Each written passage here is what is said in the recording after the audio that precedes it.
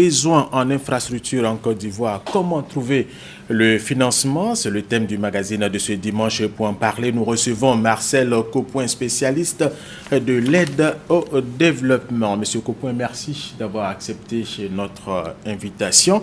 Alors, comment jugez-vous le niveau des infrastructures de la Côte d'Ivoire? Ok, merci M. Assa. Disons dans un premier temps que les différents gouvernements ont fait des efforts importants en matière d'infrastructure. Nous avons des résultats assez palpables. Dans le secteur des transports, la Côte d'Ivoire, avec plus de 85 000 km de réseau routier, a eu le meilleur réseau de la région. Nous avons également, en matière d'électricité, un parc embarqué de plus de 1500 MW et cela constitue des résultats concrets au profit des populations. Dans un deuxième temps, nous dirons que malgré ces succès, il y a des défis vraiment importants en matière d'infrastructure.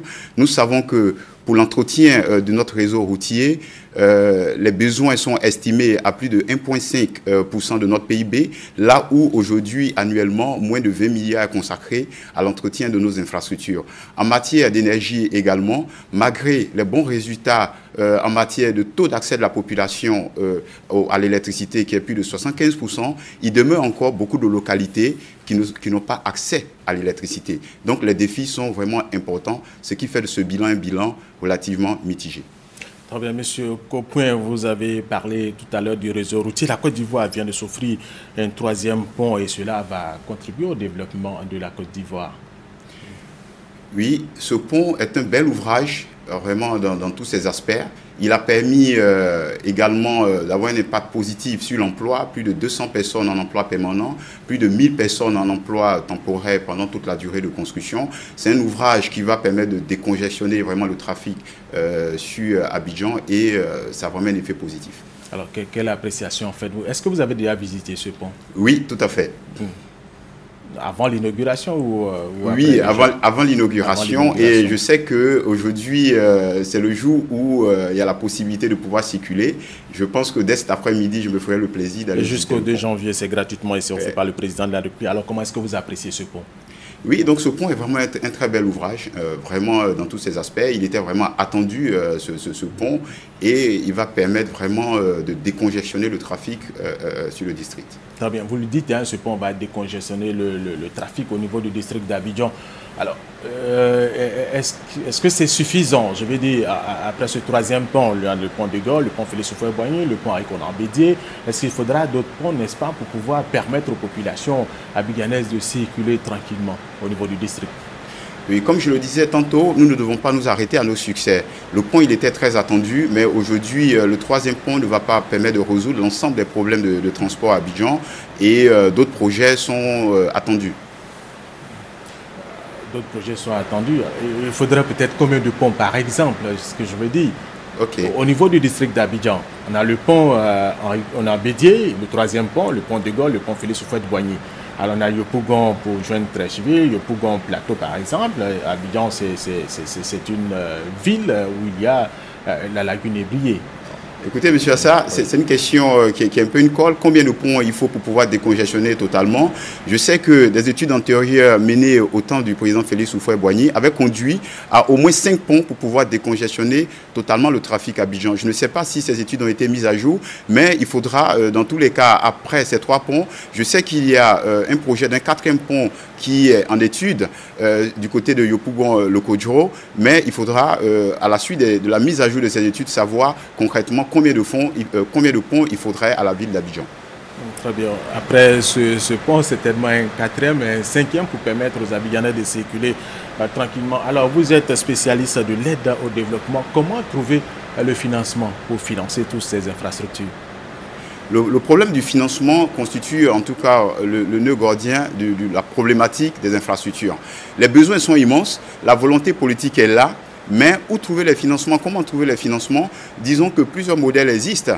Il y a des financements exclusivement privés, il y a des modèles traditionnels d'un financement exclusivement public, et puis au cours de ces dernières années, il y a un financement mixte qui implique à la fois le secteur public et le secteur privé sous différentes formes, en impliquant soit l'État et le secteur privé qui constitue un projet commun, financé en partie par les deux, ou bien dans le cadre d'un partenariat public-privé où le privé finance en totalité l'ouvrage. Et les ressources, il va falloir les trouver sur le marché ou auprès de l'opérateur privé qui sera sollicité pour le financement. Comment trouver ce financement? Oui, donc il y a plusieurs instruments qui sont mis en place à travers les fameux PPP. Ces instruments impliquent le secteur privé pour préfinancer ou pour pouvoir gérer un projet à travers des contrats de type BOT, des contrats de type BOO. Le BOT, c'est un schéma dans lequel l'État fait appel à un opérateur qui préfinance une infrastructure, qui l'exploite et qui se rémunère. Avec une variante où, après l'exploitation du pont, après l'exploitation de l'ouvrage, de l'infrastructure, cela est transféré à l'autorité publique. Où on a des schémas beaucoup plus proches de la privatisation, où l'opérateur y construit, il exploite et il assume la propriété de l'ouvrage sans transfert à l'autorité publique. Il y a également, et cela est encore beaucoup plus récent, la possibilité d'avoir recours au marché. Nous avons vu récemment l'État de Côte d'Ivoire qui est allé donc sur le marché des capitaux pour pouvoir lever des fonds. Il y a également les schémas plus traditionnels de prêt concessionnel qu'une agence au développement peut faire à un État pour pouvoir financer ces infrastructures. Donc les fonds sont disponibles. Il est important de mettre juste en place des projets appropriés, de structurer ces projets-là et capter le financement. Monsieur Coquin, vous avez parlé tout à l'heure de projets. Ces projets doivent être des projets fiables pour bénéficier des financements. Il faudra que ces projets soient fiables. Comment établir des projets fiables? Tout à fait. Vous savez, lorsqu'on fait appel au secteur privé, ce n'est pas de la philanthropie. Il faudrait que ce soit des projets économiquement viables. Ces projets-là doivent être montés avec tout le sérieux. L'analyse des risques, c'est-à-dire mettre en évidence toutes les problématiques qui peuvent compromettre la suivi du projet. Tout cela doit être mis en évidence et la faisabilité technique, le partenaire technique avec lequel le projet doit être mis en œuvre, doit être sélectionné avec soin. Toute la procédure d'appel d'offres pour le choix des différents prestataires doit être faite avec sérieux et tout cela montrant et démontrant que le projet est de qualité, qu'il est viable et alors cela constitue un attrait pour l'investisseur. Très bien, M. Coquin, on a parlé d'infrastructures de façon générale, mais surtout d'infrastructures routières au niveau de l'éducation. Vous savez, la Côte d'Ivoire veut être émergente à l'horizon 2020. Pour y arriver, il faut des Ivoiriens de qualité, des Ivoiriens bien éduqués. Au niveau de l'éducation, par exemple, que faire, comment faire pour que la Côte d'Ivoire puisse avoir des écoles, des lycées de qualité pour avoir des élèves, des étudiants de qualité? Vous le dites si bien, M. Assa, l'éducation, en effet, est un facteur important pour le développement durable d'un pays. Et il est important de pouvoir, là également, mettre en place des infrastructures appropriées. Pour moi, la problématique de l'éducation doit être traitée de façon intégrale, c'est-à-dire mettre en place des infrastructures qui vont couvrir l'ensemble de la chaîne de valeur de l'éducation, c'est-à-dire aussi bien depuis la sélection des élèves jusqu'à la sortie, jusqu'à l'exécution, en tout cas des différents programmes. Alors cela va passer par la mise en place des infrastructures dures, mais également par la mise en place d'infrastructures que nous jugeons soft, c'est-à-dire l'ensemble de la réglementation, l'ensemble des mesures que je dirais de qualité. Donc revoir les programmes, rendre les programmes beaucoup plus internationaux, par exemple. Ce que je dirais également par rapport à la moralisation du monde de l'éducation. Vous serez ahuri lorsque vous discutez avec les ONG, par exemple, de voir le niveau d'abus sexuel dans le milieu de l'éducation, donc dans le milieu de nos jeunes concitoyens. Et donc là, il faudrait mettre en place non seulement des infrastructures dures, donc construire les écoles, construire les universités. Nous savons que le gouvernement est déjà à pied d'œuvre sur ce sujet, mais également mettre en place des infrastructures soft, c'est-à-dire un cadre réglementaire approprié pour que les conditions d'études soient effectives. Monsieur Coquin, le partenariat public-privé au niveau de l'éducation, comment est-ce qu'il peut fonctionner? Comment amener des privés à investir au niveau de l'éducation, même si ça existe déjà, quelque part? Voilà. Disons que, comme le dites si bien, déjà depuis les années 90, déjà le gouvernement a fait appel au secteur privé pour l'enseignement technique, l'enseignement professionnel, par exemple. Et donc des écoles privées ont été mises en place dans ce cadre. On peut envisager des cadres beaucoup plus élargis où et le privé et le public mettent en place des projets communs, des projets qui vont donc conduire à la mise en place d'infrastructures, mais également qui vont faciliter l'accès des étudiants, par exemple, au financement. L'un des problèmes que nous avons est également... Oui, avec les formations, mais surtout l'accès, par exemple, aux équipements, avoir un ordinateur, permettre à un étudiant d'avoir un ordinateur, permettre à des étudiants d'avoir accès à Internet. Pourquoi, à l'instar de ce qui se fait, par exemple, au niveau des PME, vous savez, il y a un grand projet d'incitation ou de facilitation de l'accès des PME au financement. Pourquoi ne pas mettre quelque chose de similaire au profit des étudiants, par exemple? On a parlé d'éducation, M. Copoin, si vous voulez bien. Est-ce qu'on peut parler de santé, la construction de centres de santé avec le partenariat public-privé? Comment faire? Comment inviter le secteur privé à investir dans ce domaine? Et l'ensemble des instruments évoqués en début d'émission, donc les BOT, BOO et BOOT, sont des instruments qui peuvent être mis en place aisément pour toutes sortes d'infrastructures.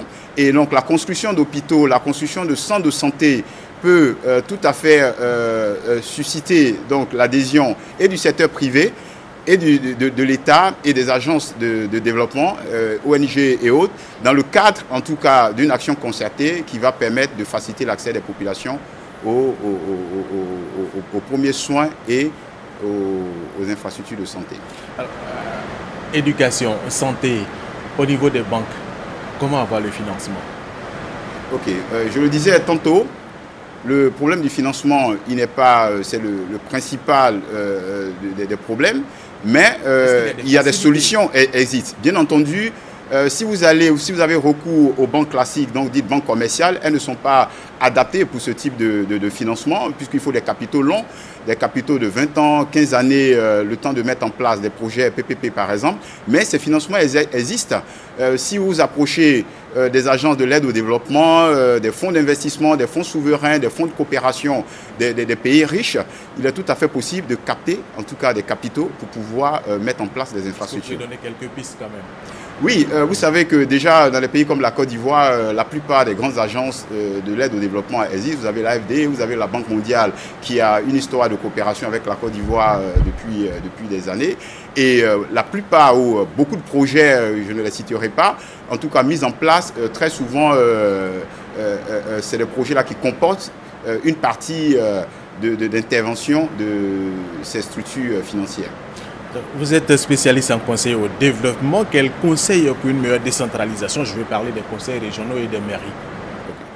Donc, en matière de politique, en matière de collectivité, je voulais donc juste rappeler que l'initiative même de la réforme qui a conduit donc à l'élargissement au sein des collectivités ou à la mise en place de ce qu'on appelle les conseils régionaux répondait également à cette nécessité de permettre à ces collectivités-là d'initier des projets d'infrastructure, d'initier des modes de financement qui vont permettre, sans avoir recours systématiquement à l'administration centrale, à pouvoir mettre en place ces infrastructures.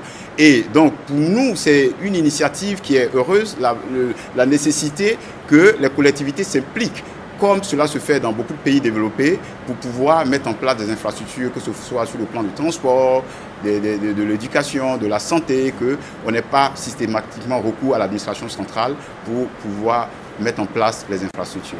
Alors, M. Copoin, quand ce financement est obtenu, soit au niveau de l'éducation, de la santé et autres, il y a le problème de gouvernance. Quel est votre avis au niveau de la Côte d'Ivoire, la bonne gouvernance? Cela n'est pas un secret. Nous savons que le gouvernement fait beaucoup d'efforts en matière de gouvernance. Il subsiste toutefois le fait que la gouvernance est un axe d'amélioration. Il y a encore beaucoup à faire. L'indice Doing Business qui caractérise en tout cas la facilité que les acteurs économiques ont à faire des affaires en Côte d'Ivoire vient de sortir et nous savons que la Côte d'Ivoire a gagné, bien qu'elle ait gagné 11 places, se figure toujours à la 147e position et cela est un indice en tout cas du fait que les problèmes de gouvernance doivent être améliorés. Il faut dire que l'amélioration de la gouvernance conduit à un cercle vertueux dans la mesure où quand vous êtes un bon élève de la gouvernance, vous avez la capacité de lever des fonds pour pouvoir donc financer vos infrastructures et lever beaucoup plus de fonds. Et donc, en cela, il est un objectif pour nos gouvernants de pouvoir travailler sur les problématiques de gouvernance pour pouvoir accroître leur capacité de lever des fonds et sur le marché et auprès des partenaires au développement. Nous recevions pour le magazine de ce dimanche Marcel Copoin, spécialiste de l'aide au développement. Nous avons parlé avec lui de comment trouver le financement pour faire face aux besoins en infrastructures socio-économiques de la Côte d'Ivoire.